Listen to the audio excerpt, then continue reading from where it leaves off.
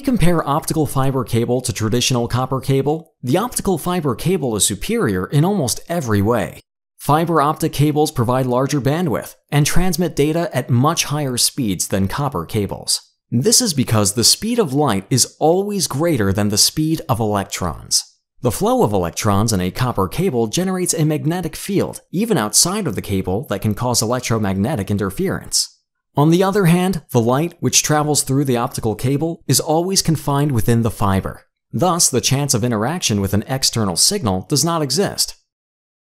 One more interesting feature about optical fiber cables is that any light signal which enters from the side has a minimal chance of traveling along the cable. Thus, the optical fiber cables provide high data security.